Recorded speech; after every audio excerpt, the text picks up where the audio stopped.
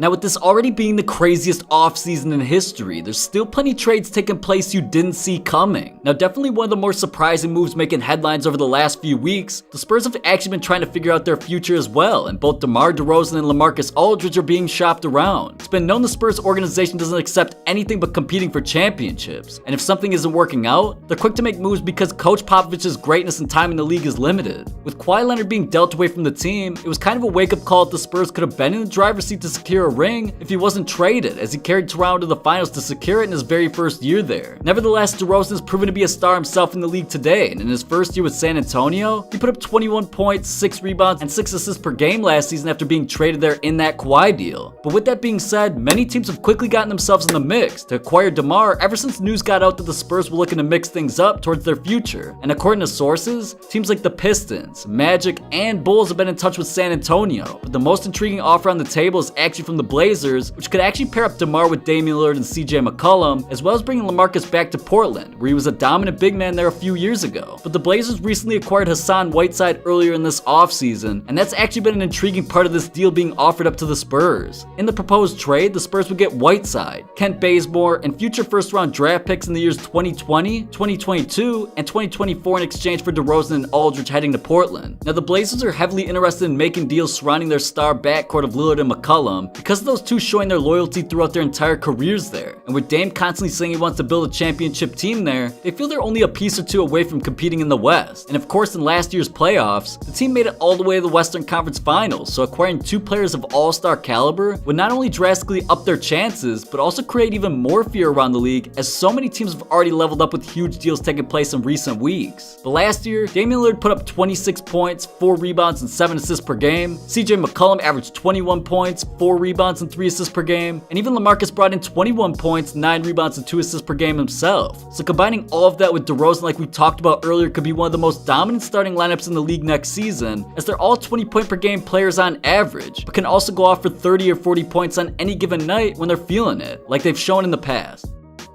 Now, another huge name being shopped around is none other than Blake Griffin. It had been revealed that Blake was interested in committing to Detroit, building a competitive team around him and Andre Drummond. They even picked up Derrick Rose in free agency. But recently news came out stating that the Pistons were in fact shopping Griffin around and called multiple teams about potential deals. Now, many had felt that this was just a typical rumor floating around and no move would be made, but Blake Griffin himself was actually caught on Twitter liking a tweet that in fact reported the team spoke to 3 teams about dealing him away, basically due to his contract earning him nearly $40 million per season until he becomes a free agent in 2022. One concern of Blake up to this point in his career is his health issues, with constant nagging injuries throughout seasons and when it matters the most in the playoffs. Even last year with him carrying Detroit to the postseason, he was benched early on because of injuries from the season creeping up on him, but nevertheless, he's actually coming off arguably the best season of his career last year, where in his first full year with the Pistons, he averaged a career-high 24 points, 7 rebounds, and 5 assists per game, while being an efficient 3-point shooting big man as well. He's still proven to be an all-star in the league despite what the narrative says about him, but at this point in his career, he needs success in the playoffs, and the Pistons at this point in time are not a contending team, like the Clippers at least had an opportunity to do while he was there a few seasons ago. But Blake's athletic and scoring ability is a one-of-a-kind in today's NBA, and any team that takes a chance in securing him will benefit huge, as he's hungry to lead a team and hopefully bring a championship home before his career is over, and one of those 3 teams involved in the calls was rumored to be the Chicago Bulls. Now, up to this point in Andrew Wiggins' career, he's definitely been significantly underrated, but the main reason for this being that he was expected to blossom into a superstar in the league today, even being compared to some of the greats in the league when he first came in. But many have felt his young mentality and his desire and effort to win games have held back what he could become. However, it's no doubt he's still a significant player. Wiggins is coming off an 18 points, 5 rebounds, and 2 assists per game season, but it's definitely a drop-off compared to the 23 points per game he was averaging just a few years ago. Many had felt that once Andrew secured the bag, a 5-year, $147 million deal with Minnesota, his efforts towards doing whatever it takes to be great dropped off. But with that being said, it's been reported over the last couple of weeks that the Timberwolves were in fact shopping Wiggins around, and were confident that despite this ridiculous deal they gave him, they'd find a trade partner to get this contract out their hands. Earlier in the offseason, the Wolves were attempting to pair up Karl Anthony Towns and his close friend D'Angelo Russell at the beginning of free agency, but with a sign and trade deal sending him to Golden State in a swap for Kevin Durant joining Kyrie Irving on the Nets, the Wolves would now have to deal with the Warriors to get this trade done. This trade completely makes make sense for both teams involved, as it would in fact pair up the two friends of Karl Anthony Towns and D'Angelo that would bring chemistry to the table for Minnesota, something they lacked when having Wiggins and Jimmy Butler a part of their teams. But also at the same time, having two superstar point guards on the Warriors doesn't make the most sense, as they already have Stephen Curry, and even Draymond Green is also a lead playmaker for the team, and Klay Thompson is due back in a few months. Andrew Wiggins just needs an opportunity to play under the constant spotlight to fuel the rest of his playing days through this contract, as well as being able to compete in the West, as it's gotten way stronger this summer, and a move to the Warriors would do exactly that. With the Warriors losing Kevin Durant, Wiggins is expected to become a star at that position, and a change of scenery is what's been missing in his situation. So heading to the Bay and filling in that slot, especially with Klay Thompson out, could in fact develop him into a deep 20-point per game player once again, and even completely swap the narrative surrounding his name if he proves to be the athlete many expect him to become. He's got the money now, and he just needs a significant opportunity. But besides all of that, earlier in the summer it was even reported the Wolves tried to get this deal done with Brooklyn, sending Wiggins there for D'Angelo Russell, but it never fell through as the Nets had their eyes on Kyrie and KD.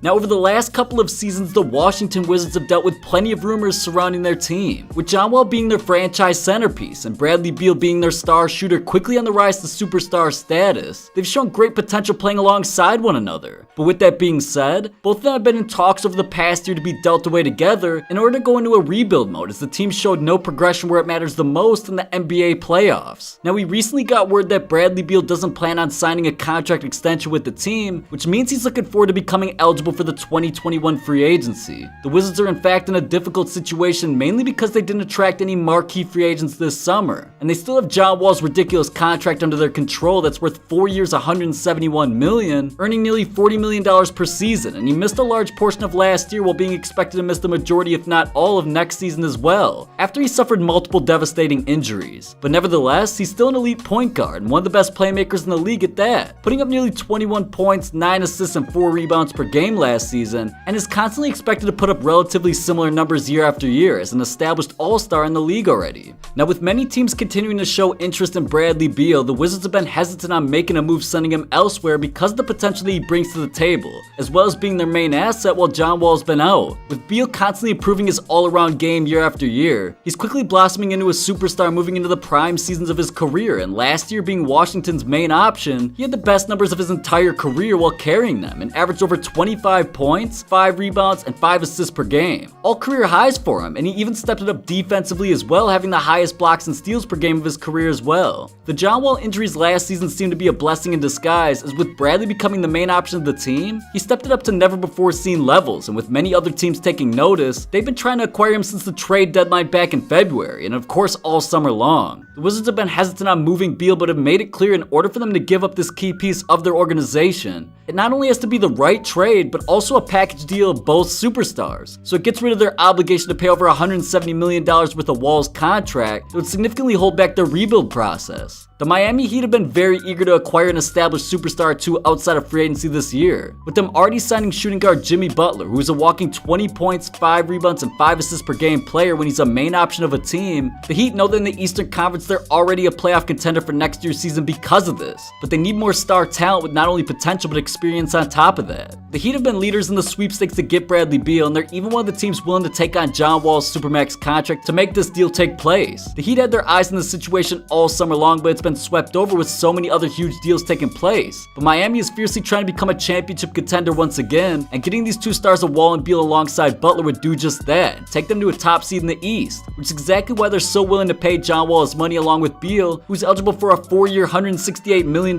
contract, or even a 5-year $254 million Supermax if he once again elevates his game to All-NBA level this next season, which is no doubt partially the reason why Bradley didn't want to commit to Washington on the deal he was being offered this summer of 3 years $111 million, as he could earn significantly more this next season after already having a career high year if he maintains proving to be an all-star in the next season.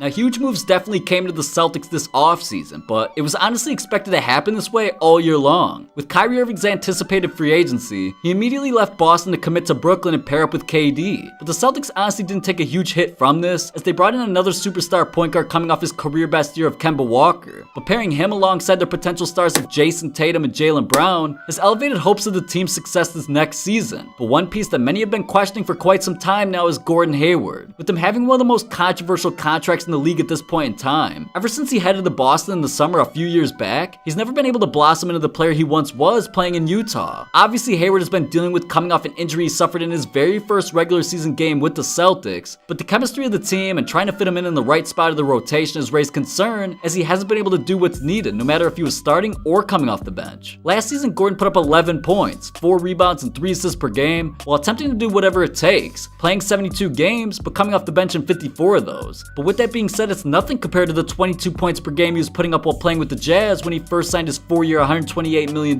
deal with Boston. Now, it's no doubt that the Celtics want to unload this contract to free up some space for other notable pieces to pick up so they can continue competing in the East. And with the OKC Thunder as well going into a rebuild mode after losing Paul George to a trade, signing him to the Clippers, and of course sending Russell Westbrook to Houston for Chris Paul, a deal has been rumored to bring in Steven Adams to the Celtics in a swap for Hayward and other pieces, as Boston could free up some space as well as replace their big man of Al Horford, who departed for Philadelphia in free agency as well. But the Thunder are looking to make moves to switch up the direction of their franchise. It's become more and more likely that Chris Paul is stuck with them, as no team wants to take on his ridiculous contract either. So the best thing they can do at this point in time is build around him for the time being and seeing what comes out of that. Now go check out why NBA players switch their jersey numbers this summer and subscribe to stay up to date with the NBA 100%.